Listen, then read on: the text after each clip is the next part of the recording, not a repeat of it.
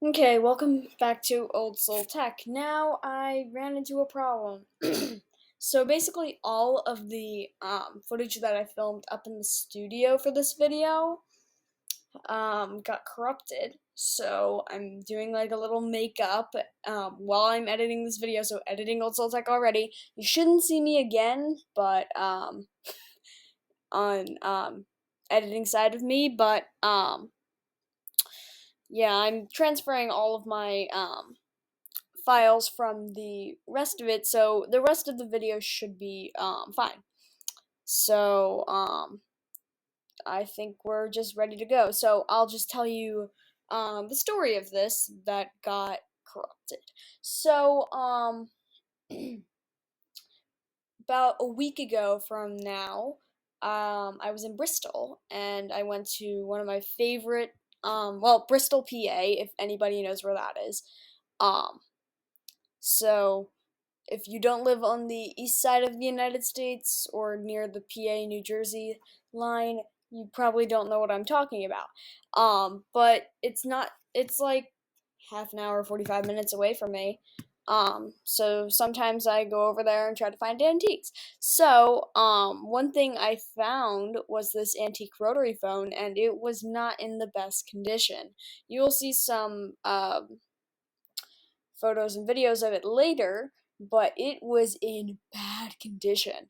Um, and I didn't, um, and I'm like, hey, let's pick it up. Let's do a restoration video because this will be my first restoration video. Um, so, um, yeah, that's what I did. Speaking of different kinds of videos, if anybody remembers my Roblox videos, I'm trying to tune those out. I might set those to unlisted. Probably not, but all of those like live streams and stuff, I wouldn't recommend going and watching those, but yeah, I don't really play that anymore. I got distracted with my YouTube channel and I might just make a new channel and upload all my old videos to that. So, well, let's see about that. I might do another channel updates video, like channel updates part 2, yeah, about that, but for now, this is this. So I know, some people might have seen the community post with like a little floppy disk. Well, that was before I got the rotary phone, and now we're gonna have to, postpone the, video that had the floppy disk in it until a later date. Now, the thing is, that thing was also filmed in the studio with the same computer, and I don't think it got corrupted because I was just checking the studio computer, and I think it's fine, but only time will tell. So once I get to editing that video, then we'll find out. But basically, yeah, I picked up this phone, and I also went to like a drive-in restaurant. That was pretty neat because haven't seen one of those in years. Um, but so yeah, that's basically what happened. I brought it home, and then I started the video, and then it got corrupted. So, um, luckily, I had moved downstairs because the air conditioning wasn't working well up there. So I moved downstairs, and also all the stuff was down there, the cleaning supplies. As I've said before, this is my first restoration video, and I just don't have all that stuff up in my studio. So, I think we should just get into the recordings that weren't corrupted. So, see you then. Or, well, wait. What am I saying? So basically, yeah, we're gonna go to the non-corrupted video. You're gonna see the phone, and I also got the some of the cleaning stuff corrupted, but it wasn't much. It literally everything I tried up there didn't work, so I moved on to other chemicals to try to clean up the scuffs and everything. And there will be some retrobite in here, so let's get into the video. So I've moved downstairs and I'm just putting some Goo Gone on this to get the sticker off. So we'll see how that goes. Taking the front cover off here, and one of the funny things I can do now that we're in here is this.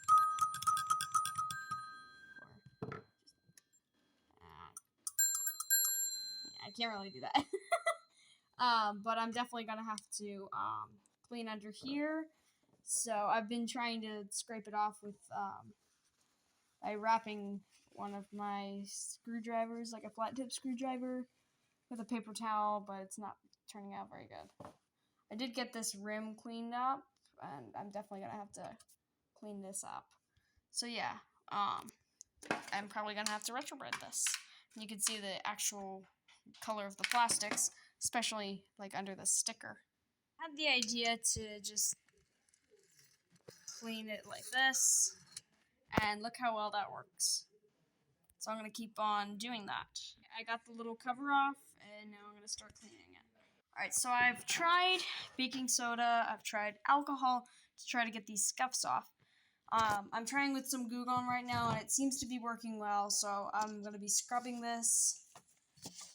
Try to get it off, and we'll see how that works. Cleaned up this cable, and it still needs some work, but it's still pretty good.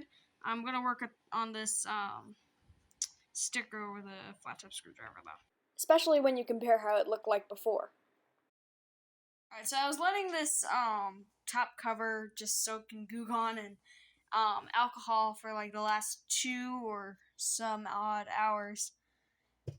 So I'm gonna rinse this off and see how it is. After soaking in Goo Gone for like 2 hours, this sticker just does not want to come off, so I gotta mechanically remove it. Right, so I am dealing with somewhat of an issue that someone wrote over this in permanent marker probably like 40 years ago, and this is not coming off. I mean, I'm going to try with some alcohol, but don't know how I'm going to get that off. And then in the morning, I'm going to try retrobreading this, and I also have to get off whatever that gunk is right here and here. The permanent marker came off mostly here. There is a little bit of light tint, but this right here is not coming off, these 2 numbers. So I've been trying to scrub with baking soda to get some of these scuffs off, and it's been working pretty well. Does need a little bit more work, but yeah, these numbers, I'm going to have to research how to remove that, because that is permanent marker.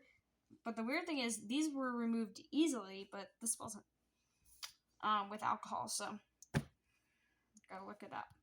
So I looked up how to remove the permanent marker, and people said to try vinegar, so that's what I'm doing here. I'm going to come back to that in about 30-45 minutes. I put it like this so I didn't have to submerge the whole thing with vinegar, because I don't want to waste all my vinegar. So doing some research, it said to soak a cotton ball in rubbing alcohol, so that's what I'm doing today. I'll let that soak. I forgot to record last night, but I soaked the phone base in vinegar to see if the numbers would come off overnight. So it didn't seem to work here. I guess we'll try scrubbing it. Fortunately, even after doing all the vinegar soaking, and I scrubbed this with alcohol, baking soda, I rinsed it out.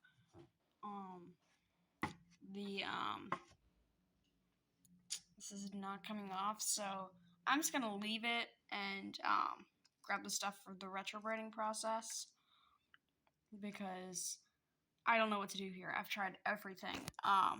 So if anybody knows what is going on here, or if it's just impossible to repair because the permanent marker has been there for so long, please let me know. Oh yeah, and I cleaned under these, so I popped it off. I had this like little, I just took a little paper clip and put it in there, and then that just pops it off. Might need a little bit more work around this area, but it seems good for now. Everybody was arguing that this is the original color of the plastic. It's not. First of all, there's a sticker on this area, and you've probably been looking at it. See, it's a different color. That's the original color of the plastic. And this little piece was underneath. I still need to clean it up, but this needs to be retrobreaded somewhat, but it is a different color than this. I think I can just clean this up with some alcohol and baking soda, and this should be fine. I don't think I need to retrobrite this, but we'll only find out once we do this top piece. So I don't have the hydrogen peroxide that's strong enough to retrobrite the big foam piece first, so I'm just going to do these little ear cups. They are yellowed as opposed to the actual phone, and this also gives me some time to clean up the phone. So, I actually have a courtyard in my house, and the nice thing is I don't have to worry about anybody stealing my phone piece, but I don't know who would. But I can just put it like right here on this table, and I'll just grab a Ziploc bag and put it into there. Alright, so I filled up my bag with hydrogen peroxide, and I'm just gonna set it out here. We're gonna let the waiting games begin. Just gonna make sure it's submerged. That's floating to the top. Here, I'll fix that. And there we go. I'm gonna let that sit for a couple hours, and we'll come back to it. It's 5:45, and I set this out about 5 hours ago. So I think we're gonna check on it. This is not like 12%. This is 3%. So I feel, ooh, could have been bad. So I don't think this underside needs to be retrobrited. So I didn't flip it. I just left it like this. Yeah, I'm just gonna bring this inside and check on it because I actually took the other one out so I could have a control and see if it actually did anything. All right, so I've rinsed this off and it looks pretty good, but the only way to tell if it completely worked is to bring it over here and compare. So this is the one that didn't get retrobrite, and you can see it's a bit yellowed. But look at that. That's so good. Now, this actually might need some retrobrite, so tomorrow I'm going to put it out with this, because I thought this was yellowed, but you can see the underside isn't really yellowed. It only needs a little bit. This actually might be too bright, but that shouldn't last forever.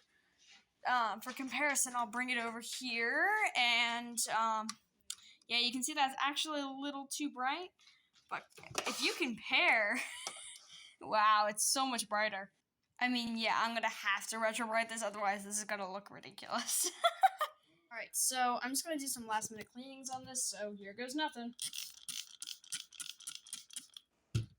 Some minor scuffs like in here and here. I'm gonna try hitting that with some Q-tips.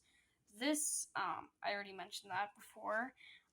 And I'm just gonna try to clean up the inside. There are a couple of minor scuffs. I'm probably gonna have to hit that with some baking soda.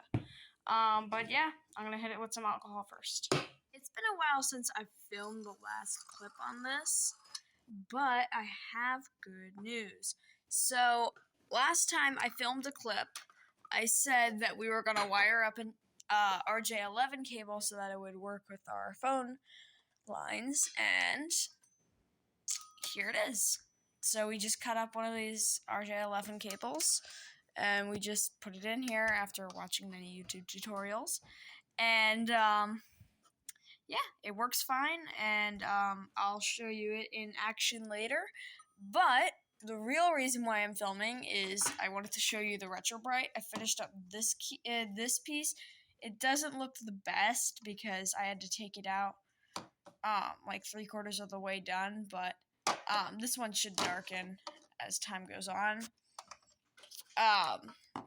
So it's not perfect. Now the thing is, I retrobrited both of these with 3% hydrogen peroxide because I've seen the Apex guy use it, and it works pretty well on small objects, and these are pretty small. I mean, I know I'm holding the camera in one hand, but I'll try to use a tape measure.